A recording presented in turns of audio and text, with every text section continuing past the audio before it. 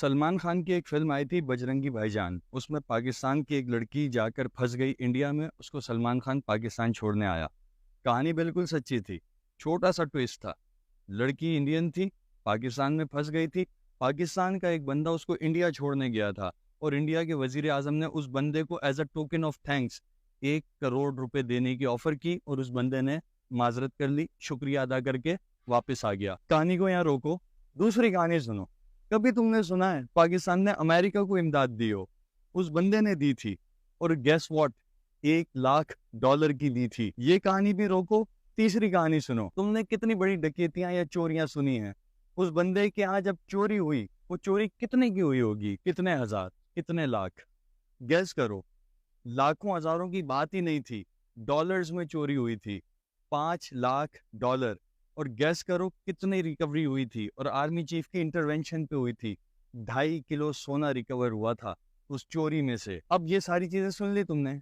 अब ये बताओ वो बंदा कितना बड़ा बिजनेसमैन होगा, या कितना बड़ा वो टाइकून था, या उसकी जॉब क्या होगी, उसका लाइफस्टाइल क्या होगा?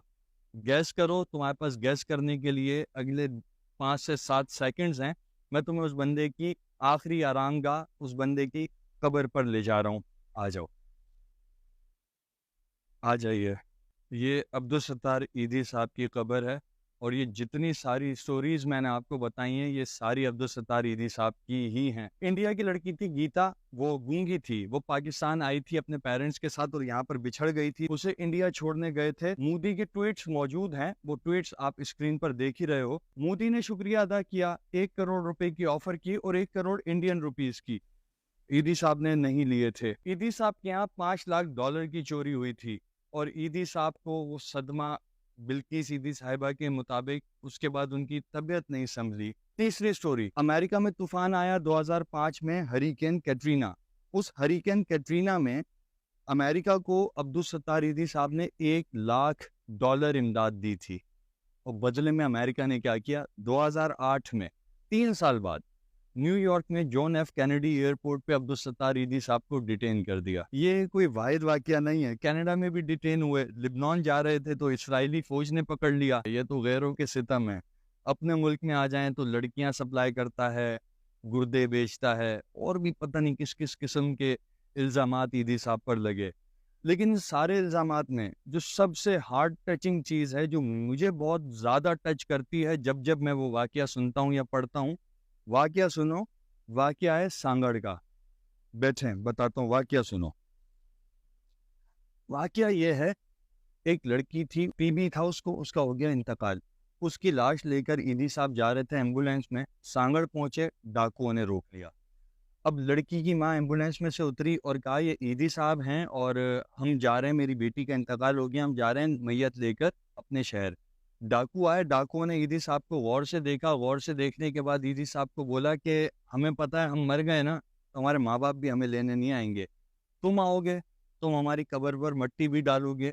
और ये कहकर उन्होंने ईदी साहब के हाथ चूमे, 100 रुपये उनको अतिया किया और उनको कहा आप अपनी एम्बुलेंस लेकर चले जाएं। ये वाकया बिल्किस ईदी साहिबा ने ही सुनाया था और मैं बीबीसी को कोट कर रहा हूँ। ये लेगेसी है। अक्सर लोग पाकिस्तान में कहते हैं भाई ईदी साहब को तो नोबेल प्राइज ही नहीं मिला। अलमिया ये नहीं है कि ईदी साहब को नोबेल प्राइज नहीं मिला। नोबेल प्राइज तो टके की भी चीज़ नहीं है जो काम उन्होंने किया उसके आगे। अलमिया ये है कि अब्दुल सत्तार ईदी साहब जैसा कोई नहीं बना, उनके मिशन पे कोई नहीं चला। हर वो बंदा जो ये कह रहा होता है ना ईदी साहब को नोबेल प्राइज नहीं मिला, आप उससे ये पूछो, मैं भी उसमें शामिल हूँ, मैं अपनी भी बात कर रहा हूँ कि उनके मिशन पर भी तो कोई नहीं चला। वो अलमिया नहीं है। जैसे लब्बैक किताब में मुमताज़ मुफ्ती ने लिखा था कि खाना काबा से निकलते वक्त ना, अल्लाह से सब नेकियां लेने तो आए लेकिन अल्लाह को लेने कोई नहीं आया। सो हम लोग यही करते हैं, मैं नोबेल प्राइज मिल जाए। अब्दुल सत्तार ईदी साहब यूट्यूबर नहीं थे भाई कि गोल्ड बटन और सिल्वर बटन के लिए काम कर रहे हैं। उनका मकसद इससे बहुत बड़ा था।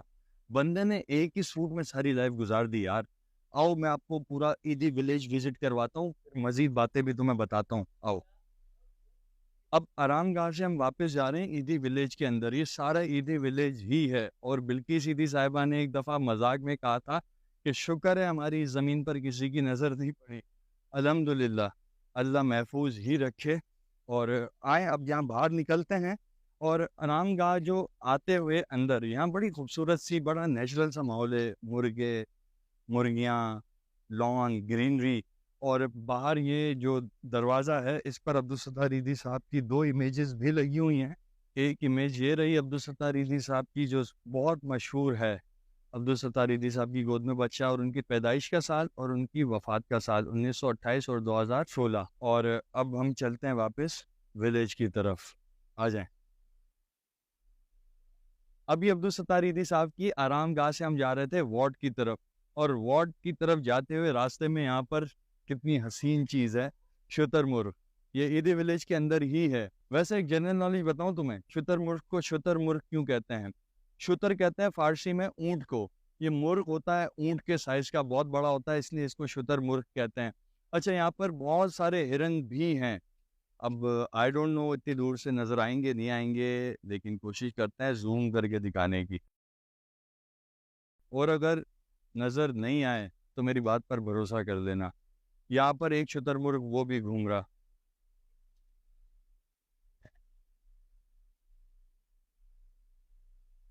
अच्छा, अब हम जा रहे हैं वापस वार्ड्स की तरफ, जहाँ पर पेशेंट्स को और जो यहाँ पर जो लोग यहाँ पर एडमिट हुए हुए हैं उनको रखा हुआ है।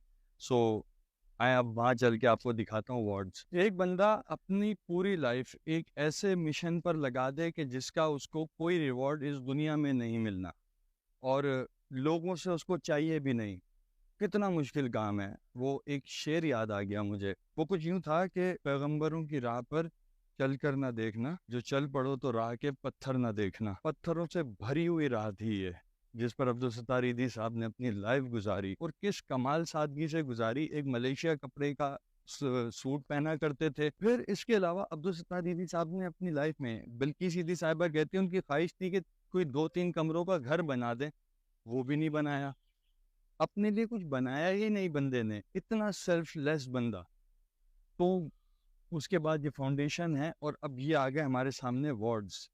इन वार्ड्स में मुख्तलिफ किस्म के लोग हैं, छोटे बच्चे, दरमियानी उम्र के बच्चे, जवान, बूढ़े, माजूर, दिमागी माजूर, जिस्मानी माजूर, हर तरह के लोग। अच्छा, ये जो बाहर लोग काम कर रहे हैं ये यहीं ईदी सेंटर के ही लोग हैं।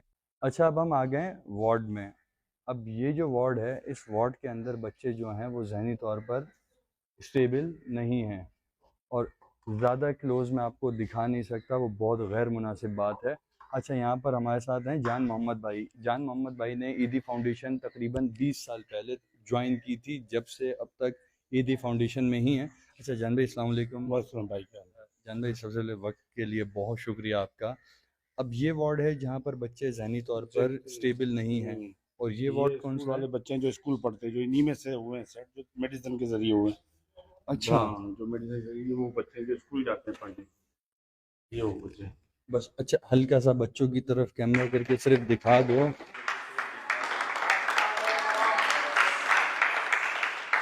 ये यहाँ के बच्चों का स्टाइल है, किसी को भी वेलकम करने का। बहुत शुक्रिया। और आप लोग खैरियत से हो बेटा? बस आ जाएं चले बाहर, माजूर वार्ड दिया, आ जाएं अब। अच्छा, अब अगला कौन से वार्ड में आप हमें लेके जा रहे हैं? माजूर वार्ड जो बच्चों का वार्ड है, माजूर। अच्छा, यहाँ पर एक माजूर वार्ड भी है। क्लोज करके दिखाने का मसला ये है कि यार, सैड म्यूजिक वगैरह लगाकर हाइप क्रिएट करके अच्छी बात नहीं है किसी की तकलीफ को कैश करना। 2 सेक्शन है हर वार्ड के अंदर, ए और बी। बी में वो मरीज होते हैं जो नॉन नॉर्मल होते हैं, ए में होते हैं जो नॉर्मल होते हैं थोड़े घने। अच्छा, अब एक ज़ाती सवाल मैं आपसे पूछना जी चाहता हूँ। आप 20 साल से यहाँ पर हैं, जी इतने डिप्रेसिंग माहौल में जी। फिर दिल को कुछ होता नहीं है? फिर उसी में होता तो मसला मज़ा आता है इनके साथ रहने का। इनका दर्द ही अलग होता है, इनके साथ मज़ा ही अलग है। अपने बच्चे तो फिर भी लालच में आते हैं, ये बगैर लालच मिलते हैं। अभी आप आए, आपसे मिले, आपसे पहले तो नहीं मिले ना ये। नहीं, मैं पहली तो मुलाकात है। कितनी दुआ सलाम की। अपनी गली में से गुजरे कोई बच्चा करता है दुआ सलाम? नहीं, अब तो जोर चला गया, ज़माना चला गया वो वाला। वही तो हो रहा है अभी भी।